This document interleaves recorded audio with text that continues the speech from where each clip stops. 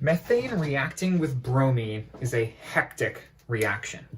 Taking CH4 and combining it with Br2.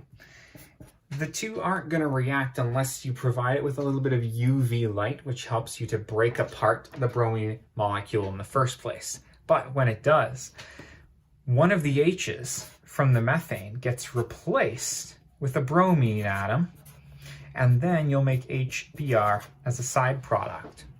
That might be what your teacher's looking for when they ask for the products, but CH3Br can react again with bromine to get a second Br at the expense of a second H. That would give you another HBr molecule as a byproduct, and guess what? We're still not done. CH2Br2 can react with the bromine to become CHBr3, and CHBr3 can react again to become CBr4. We would have gotten another HBr out of that. Now, again, methane and bromine make methyl bromide to start, but that, as long as there are enough bromines around, can do it a second time, do it a third time, do it a fourth time until you're out. I want to emphasize how that's actually happening. Now, like I said, if you start with a bromine molecule, you're going to have to break it apart somehow. Some teachers will show that with H nu, which means light.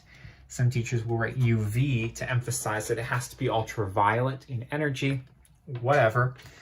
You end up breaking the bromine molecule apart on the bond symmetrically. What that means is each bromine gets one electron, and they are now radicals. Radicals mean there are unpaired electrons, and they are much more reactive than non-radical species. Now, what ends up happening is that the CH4 methane that you're starting with will react with the bromine radical. The CH4 actually gives up one of its hydrogens and one of the electrons from the bond that held them together. So you end up with HBr, which is not a radical, and the CH3 that's left over is a radical. After all, there's 2 electrons in each bond. Hydrogen's bringing 1 electron with it to pair off with the bromine, so there's an unpaired electron there. That CH3 radical is likely to encounter another bromine molecule, certainly before it encounters another radical, because you have so many bromines in there. And it steals a bromine away the same way the bromine stole H away from it. So you end up with CH3Br, but now you're left over with 1 bromine, and it's a radical, because again, that bromine breaks apart and brings 1 of the bonding electrons with it, so the other bonding electron is unpaired. Wow. Now, I want to point out that the Br that was made in step 1 is actually a catalyst for these 2 reactions. It is used up in the first step, and then it is regenerated at the end of the second step. So you haven't even used it up. And in theory, 1 bromine radical could go on and on and on and on and on to catalyze all of the reactions that happen in that vessel. Realistically, it'll react with something else to neutralize it first, but that's neither here nor there. It's a catalyst, at least among these 2 blue reactions.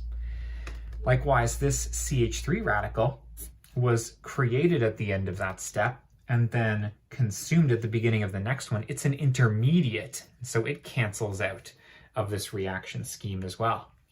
Your overall reaction is methane plus bromine makes methyl bromide plus HBr. See how it's the combination of these 2 without the stuff that I crossed out.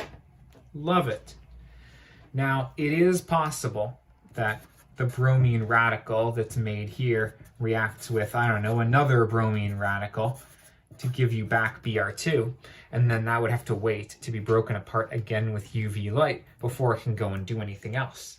But the overall reaction here is these 2. Methane plus bromine makes methyl bromide and HBr. That's it. Thanks for being with me. Best of luck.